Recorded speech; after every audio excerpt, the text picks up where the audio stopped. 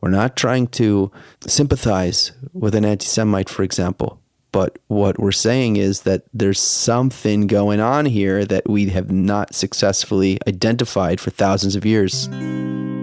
I want you to have that feeling in your guts, like it's uncomfortable and you want to run away. Let's open it up and look inside and see the mechanics of what's going on. And it turns out it's not just what we see with our eyes. If you don't unite, you're gonna have trouble, because the purpose of this people is to bring unity to all humanity, to be an example of unity to all of humanity.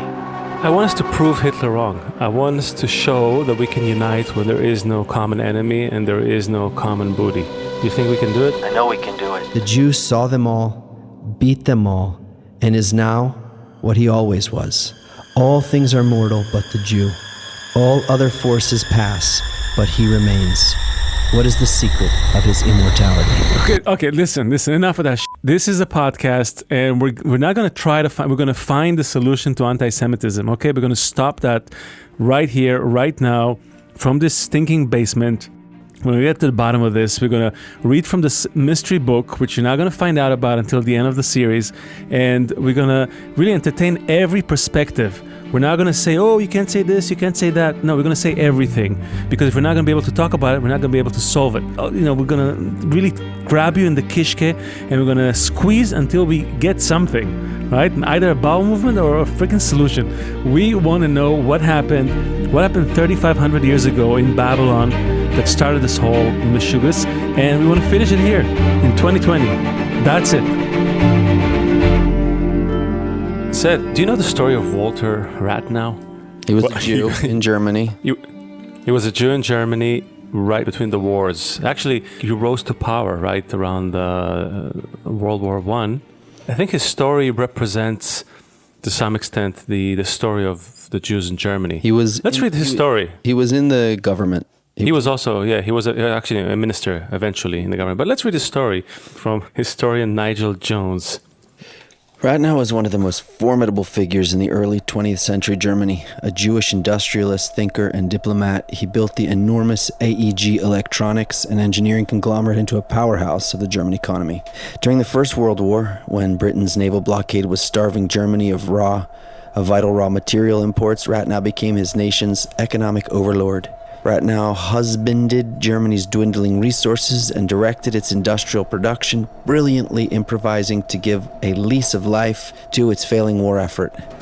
His work, according to some historians, prolonged German resistance by months or even years. It also sowed the seeds of hatred in the mind of Germany's anti-Semitic nationalists, who saw in Rathenau not a great patriot brilliantly managing scarcity, but a rich Jew cornering markets. After the Weimar Republic sought out the talented Rathenau, making him a foreign minister. So the Weimar Republic is the ruling of Germany during... We'll explain it, yeah. Okay. It's just after the war. Mm-hmm. Rathenau duly stoked the right wing's rage in 1922 by negotiating the Treaty of Rapallo with the nascent Soviet Union, when insisting that Germany had to fulfill the provision of the deeply unpopular Treaty of Versailles. The fanatical right in Germany Basically, the treaty said that Germany must pay reparations to half the world they try to conquer. The fanatical right wing in Germany tramped the street, yelling, "Knock down Walther Rathenau, the godforsaken Jew." Some prepared to do just that. On June 24th, 1922, a rogue right-wing terrorist group murdered Rathenau as he drove to his office from his home in Berlin. His assassination did not crush the infant republic, but it was a clear sign that Germans would not agree to Jewish acculturation among them, and it proved that for all their efforts, Jews were still pariahs. That's a story. Jews trying to do good and being met with less than popular parades on the street, right? I think maybe we try to bite more than we can chew. As Jews? As Jews, well, as you and I think the fact that we think that we can read from a mystery book and get people to change their minds. I mean, we're so wired to intuitively believe and agree with which we believe to be true, and programmed to disagree with anything we believe to be not true. Meaning, people need to spend time with us, Leo. They need to be bathed in this. They need to hear it, because if you just hear us at the outset, or just hear some soundbite, you think that we're sympathetic towards anti-Semites. You think that we're a bunch of smartasses. I was called that before. Yeah, I was called way worse. and not only that, I find all the time that when I'm speaking to people about this topic, they're constantly misquoting me, or constantly, even like after reading my book, like, the book says, for example, we don't need to change human nature. Human nature is natural. All we need to do is change the goal for which we use our nature, right? And then I'm talking to people, and it always comes up, you're never going to change human nature. It's like, no, we don't. It's like, we're not changing human nature. Yeah, right. So you can't change human nature. So the things we're saying, it's not anything that a person wouldn't understand themselves if they could take the time, slow down the reactions, and begin to understand it. But it takes some time for a person to do that. And otherwise, a person is hearing their script that's just constantly running, and they can't hear what we're trying to say. We're not trying to sympathize with an anti-Semite, for example. But what we're saying is that there's something going on here that we have not successfully identified for thousands of years. I think what makes it so difficult is that we live at a time where calling out any one group to say that they're somehow a little different is frowned upon, to say the least. And then going the next step further and saying, well, if you suffer any, if you say if it's for LGBTQ, it's fine. If it's for Black Lives Matter, it's fine. For now, yeah, I think if we let these movements keep going, in like 50 years, someone would say, well, enough of that. We're just regular people, right? Like, we're nothing special. Once you have your seeming place in society, you don't want to be, right? And I think we hear that a lot from our Jewish friends. It's like, we're just Americans. We just live here. Why do you keep mentioning that we're different people? I'm like, but you're being targeted for being Jews. People come out against you, or people have different expectations of you. No, let's just be like everyone else. And that's what I'm trying to break. And I think we need listeners to be able to put their emotions aside a little bit and listen. And I know we have some friends who can do it. Okay, so if the situation is there's a bunch of Woody Allens sitting around, and then some big bad German guy came and killed them for no reason, then okay, fine. But if there's another story going on here, then it behooves us to try and understand what is actually happening. If every single time in history there was just a bunch of passive Jews just being nice, and then all of a sudden a bad guy came and killed them, okay, so then that's the story that everybody has running in their mind, this small group of people, and they were just trying to live peacefully, and then someone came and killed them. But maybe there's something else here, and we're not, God forbid, saying that this Jewish people, like they're evil, and they just, that we have to understand where the solution is. When you first have a problem, like the first time your back goes out or something, bothers you, you put a lot of attention into it. But after a while, you just kind of get, you live with it, right? Oh, I can't eat sugar. Okay, fine. The first year is like, oh my God, I can't eat sugar. Later on, it's just like you find a way around it. We adapt. People adapt very well. And I think what we're trying to do is not accept it. It's not good. I don't want to live with anti-Semitism. That's what we started this thing. I think this whole conversation we're having right now is a preamble to talking about the big one. I think it's okay to talk about the first temple, the second temple. No one was there. The Spanish thing, it rings a bell, but the Holocaust is a big one. One of my uncles had a number on his arm. He survived it. My grandma's brother was murdered. Yeah, my uncle, who I sat by his Passover table growing up, he was already second generation here in America. He fought in World War II. It's close to home. Who are we to talk about these things? Who are we to go through history, draw our conclusions, and try to feed them to people? Well, we're two Jews, and we like Jews, we don't know when to stop. This could be our downfall, but it could also be our ticket out. Like, we're so smart as a nation, and yet we haven't figured that one out. We haven't. We invented I just read about a Jewish Israeli scientist. She invented a plastic alternative.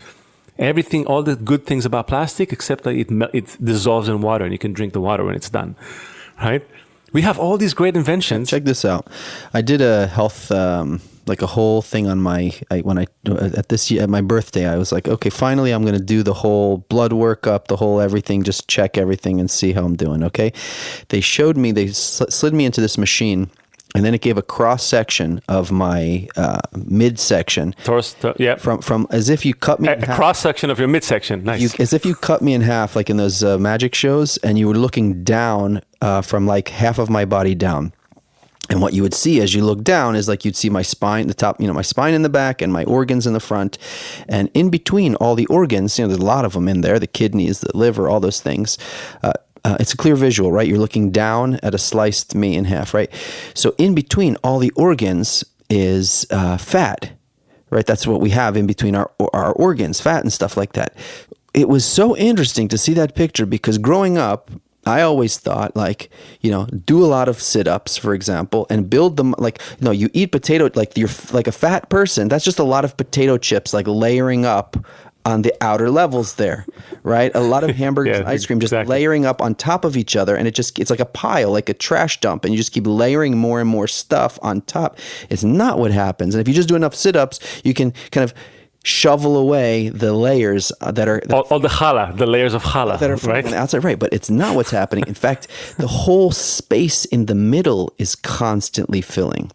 Right, it was a new way of looking at a same. It was a revelation. Yeah, it was a revelation. Like, the whole space is filled with it, and the whole space is expanding. And just by having that, how am I going to relate this to this mystery book? I'm going to tell you. I have it. I know how. Tell me how. But say no. Because I used the same exact analogy this morning in a different class I was giving.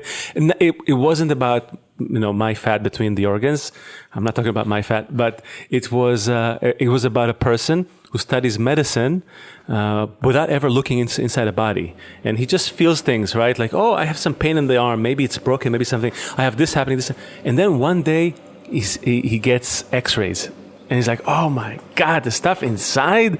And like you had the MRI, right? Oh my God, this fat in between the organs, So looking at suddenly all these sensations you were having, you couldn't just put them aside. You actually you could see clearly the reason for the sensations, right? You could see the reason why you have pressure on this organ or that organ. Something inside was not.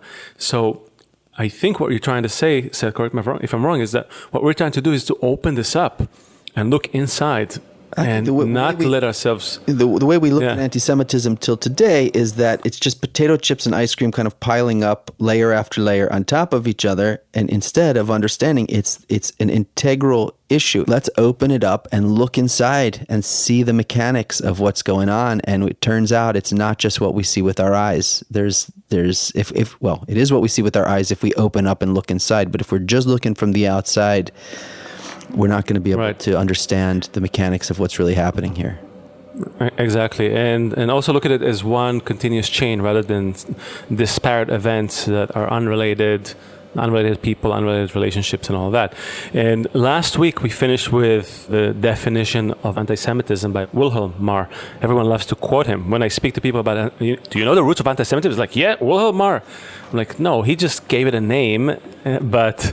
he penned the word anti-Semitism. He penned that word, but his hatred of Jews and what was going on actually led to another mutation in the evolution of anti-Semitism. And from a religious, social thing, it now became a matter that you cannot escape, which was a matter of race. So you cannot marry out of the faith.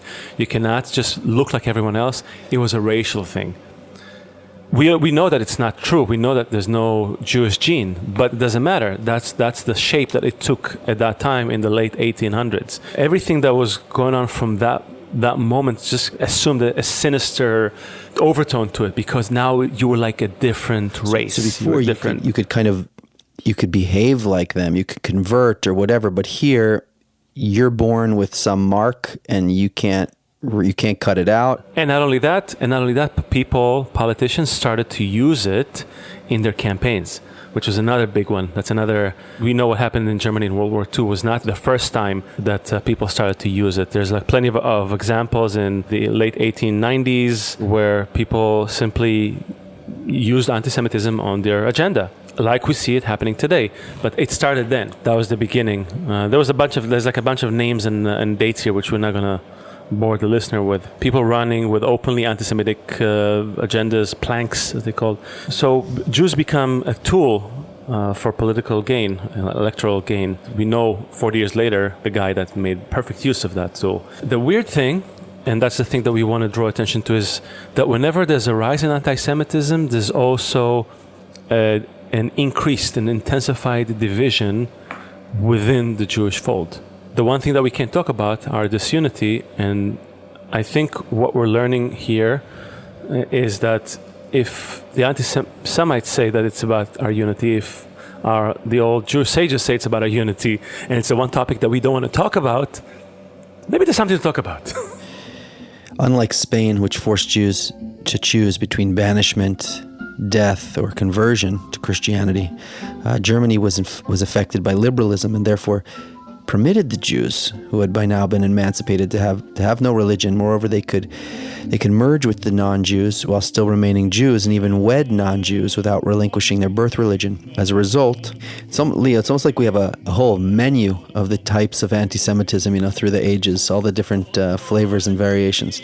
As a result, Jews began to intermarry as soon as they were emancipated, albeit initially in very small numbers. In the first years after the emancipation in Germany, the percentage of intermarriage among Jews, where Jews married Protestant or Catholic Germans, was less than 5%. But by 1933, when the Nazis came to power, it was almost 30%, even higher.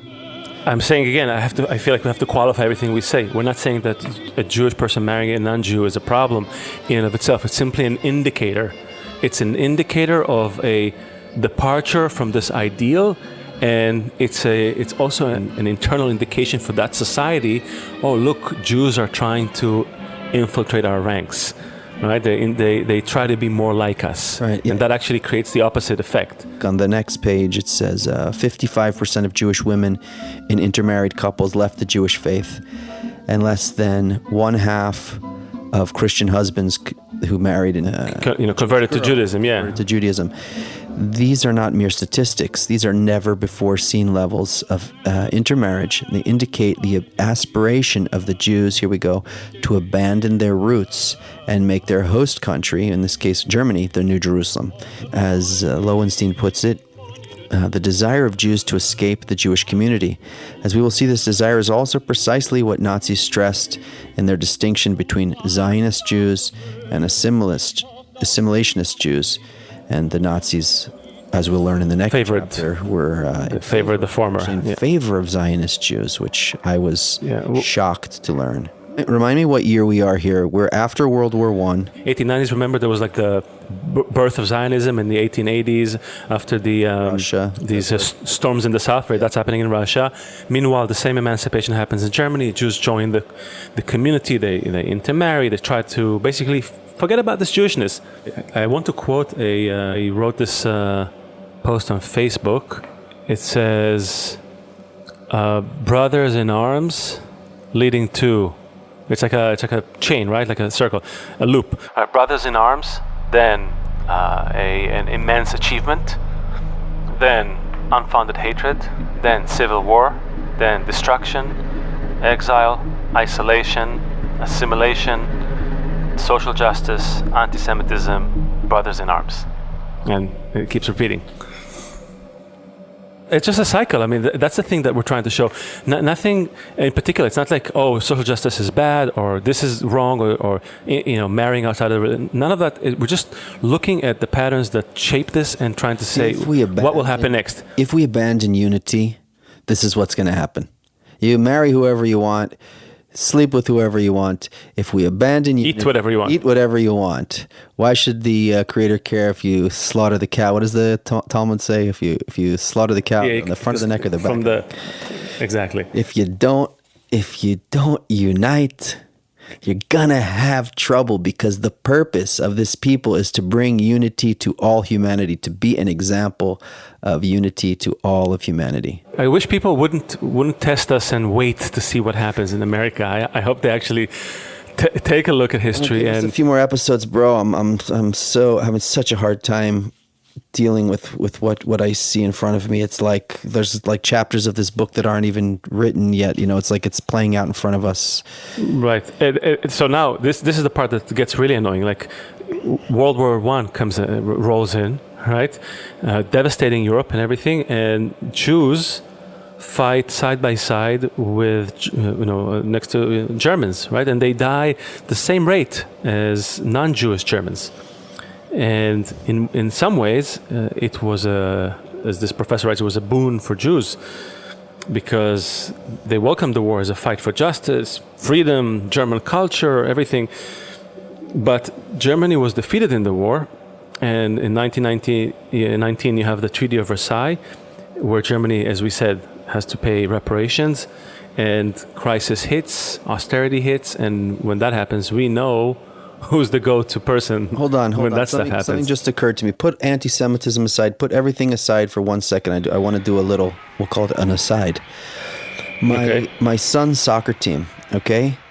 You have white kids. You got kids from South America, Guatemala, Mexico. You have a lot of Indian kids. You have, I think, a couple Chinese boys. I'm not sure if my kid's the only Jew on the team. It's like the United Nations. These kids are all together, and everyone accepts everyone, and everyone plays together, and everyone sweats all over each other, and everyone high fives when you score a goal, and everyone sulks together if they get a goal scored on them. It's so touching to watch it. It's not even a thing. They don't even look at each other. You see them laughing on the sideline. You see them, patting each other on the back, handing each other water. They don't even see, like when they're out there, nothing. And the nerve of us now to come and say that everyone just wants to be, everyone's an American together. Fine, this one eats chapati at home, and this one eats, egg rolls at home, and this one eats whatever at home. Fine, that doesn't matter. But when we're together, we're all Americans. That premise doesn't hold water as soon as you grow up. As soon as you become conscious of yourself, as soon as you have all these feelings inside of you, as soon as media works on you and all that other stuff. Suppose they grew up in a society, like in a small bubble like that. Okay, this one's better at math, this one's better at business, this one's a good singer, and so they make a little society together. Why do we have to that would listen, that would be a good experiment. They did this experiment with the biosphere. Remember the Biosphere Project? Yeah, I saw the video on YouTube. They all hated each other after. Exactly. So this is not exactly the same example because they were adults. So you could say, well, they already came in fed with all their toxic notions about each other. You could say that. Although they were very homogenous, there were no one stood out. I don't think there were any black people among them or any other. There was no big racial rift between them. It was a bunch of white people from the West Coast, I think. Nevertheless, something erupted in them and it brought the whole project down. There were other experiments that were done that brought out something from within us. Every commune ever, right? Or the Stanford prison experiment by Philip Zimbardo that showed how just give a person a role, he becomes the best prisoner and he becomes the best guard, and a minute later they're going to kill each other even though they were just brothers a minute ago. So there's things about the human nature, and some people learned how to tap them and work with them. Nazis, by the way, did a great job, and we'll talk about it next episode about the masses and all that, mass phobia and all that. That's not the point. The point is that we are dealing with things that are beyond what we think is in our control. We think that we're just these little kids playing soccer, and why can't we just remain the little kids playing soccer into our 20s, 30s, 40s, 50s? But it's not happening. Something is disturbing the peace. I don't know what it is. And if it was just a matter of the 20th century, I would say, it's media. Let's stop media. But since it dates back 2,000-3,000 years into the past, I would say, let's look at what can it be.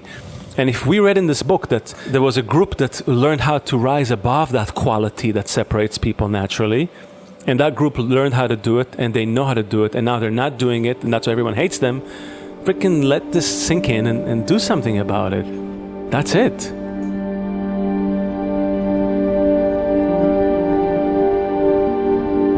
I'm holding myself back before we get to this quote here. Because if people heard it now, they just left the show. So I want to wait for the end of the episode. Consequently, to many anti-Semitic Germans, the war was a great opportunity to prove that assimilated Jews were not really assimilating.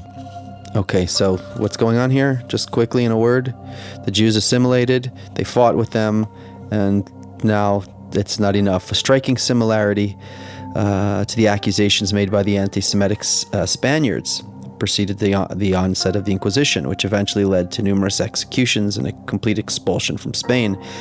The Germans couldn't understand why Germany surrendered. After all, no army invaded, much less conquered Germany, and reports from the front did not disclose the grimness of the situation. As a result, there was only one possible explanation. Germany had been betrayed by socialists. And who were the socialists? Who were the left-wing liberals? You guess it. Yeah, okay. Once again, the Jews. The paradox of assimilated Jews being accused of not assimilating enough blew the wind out of the sails of the perpetual Jewish effort to become a normal people belonging to the nation where they lived.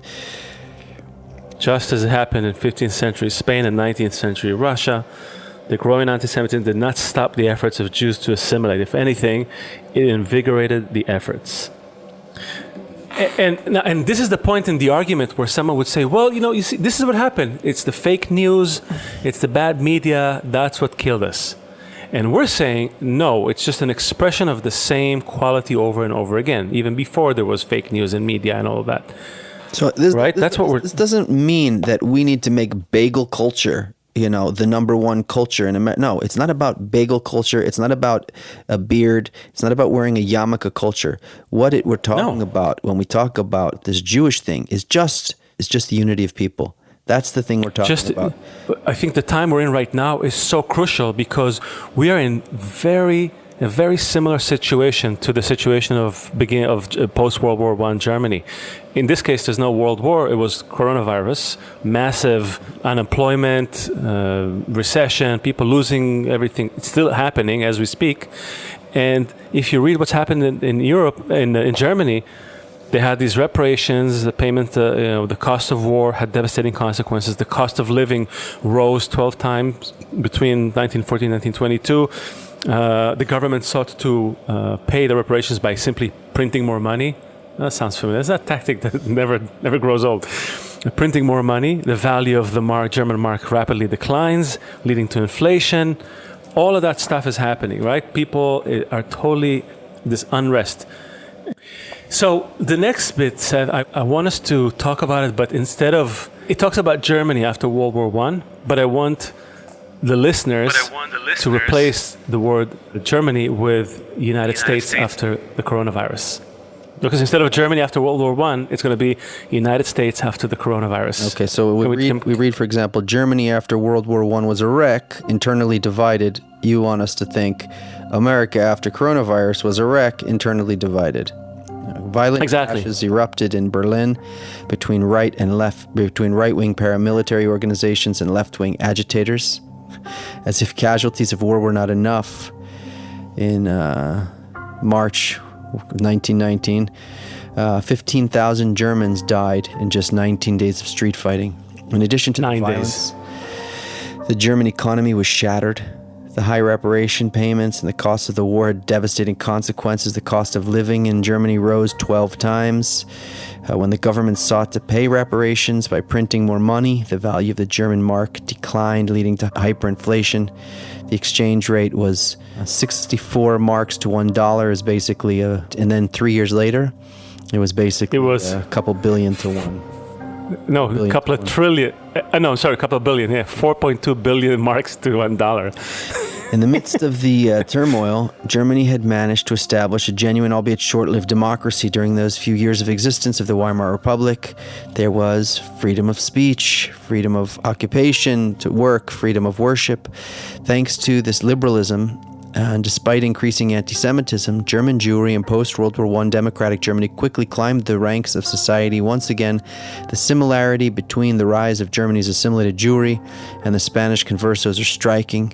So you had this time, it's the 1920s, we're in Germany now, you have democracy, and it's very socially liberal. You have, with the Jews involved in all these things over there, the nightlife, the bars, a lot of... You had the roaring 20s basically happening in Germany.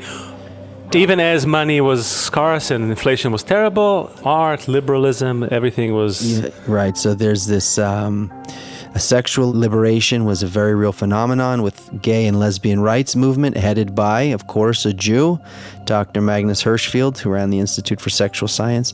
And women were given full voting rights, even before they got them in the US and the UK.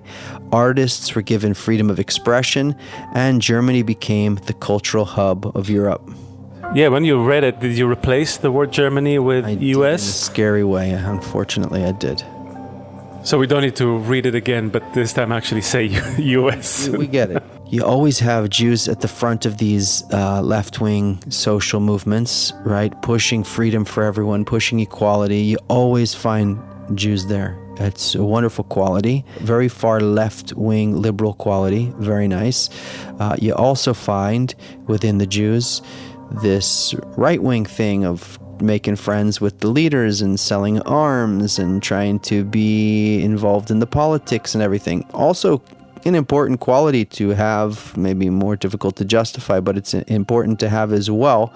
The issue is, how do you unify these things? Because one without the other is not enough.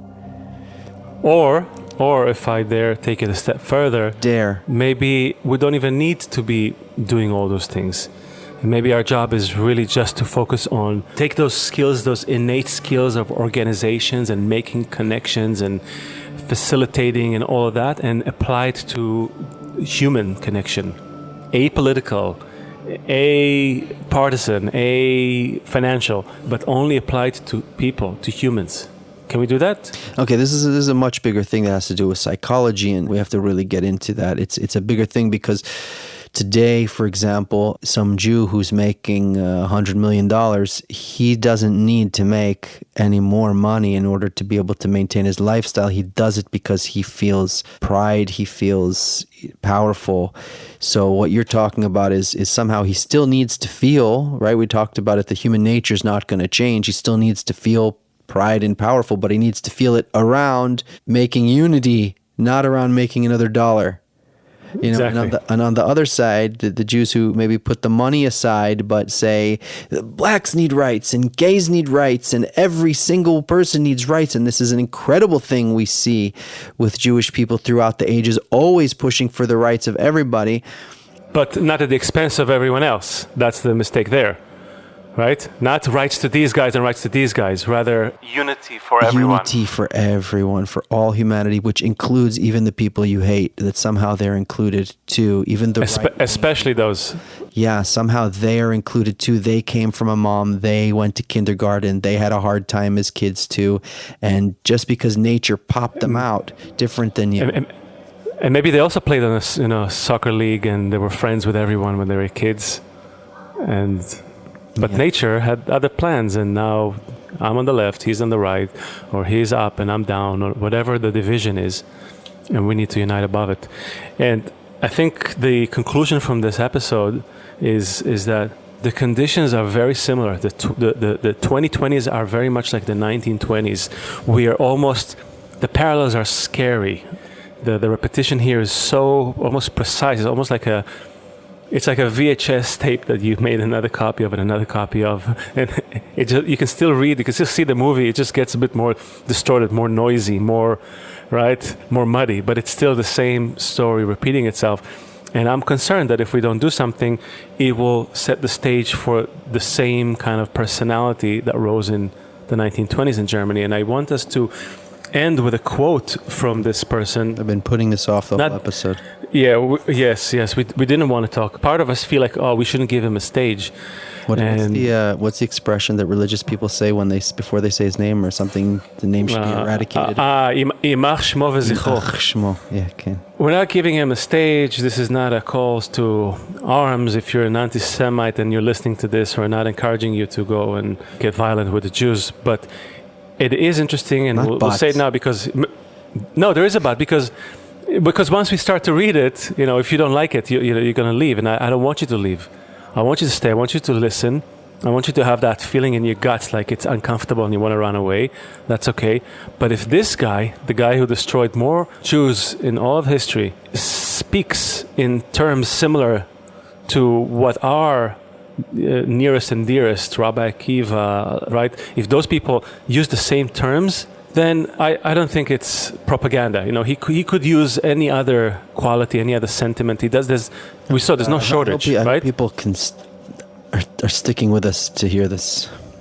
Well, let's see. And if this is the last time we see you, you listen to us, then good luck, auf Wiedersehen, goodbye. As soon as egoism becomes the ruler of people, the bands of order are loosened, and in the chase after their own happiness, men fall from heaven into a real hell. Yes, even posterity forgets the men who have only served their own advantage. In the Jewish people, as soon as the common enemy is conquered, the danger threatening all averted and the booty hidden, the apparent harmony of the Jews among themselves ceases, again making way for their old causal tendencies. The Jew is only united when a common danger forces him to be, or a common booty entices him. If these two grounds are lacking, the qualities of the crassest egoism come into their own, and in the twinkling of the eye, the united people turns into a horde of rats fighting bloodily amongst themselves. If the Jews were alone in this world, they would stifle in filth and offal. They would try to get ahead of one another in hate-filled struggles and exterminate one another. I hope we can find a reason to unite. I think there is a common enemy. I think we identified him in this podcast.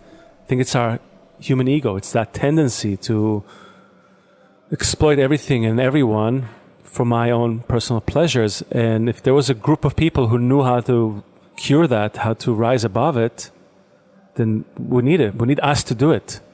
And the common booty, hell, I'll fight for a good common booty. It's better be eternal love, as we read about before, right? I think it's worthwhile. Would you fight for it? Would you unite for it? Just said, I want us to prove Hitler wrong. I want us to show that we can unite where there is no common enemy and there is no common booty. You think we can do it? I know we can do it. We have to do it. We have to do it. All right. We'll heavy stuff. Yeah, we'll let people sleep on it. What can we learn from this? I hope that people will leave something in the comments. I hope they really. I hope they stick with it, because I think there is a happy ending, but it's in our hands. We need to overcome this egoism and unite. Yeah, that's it. Live from Brooklyn. Everyone's waiting. Live from New Jersey. It's the Jew Function. Follow us on Twitter, Facebook, YouTube, everywhere at the Jew Function. We'll see you next week. Bye, guys.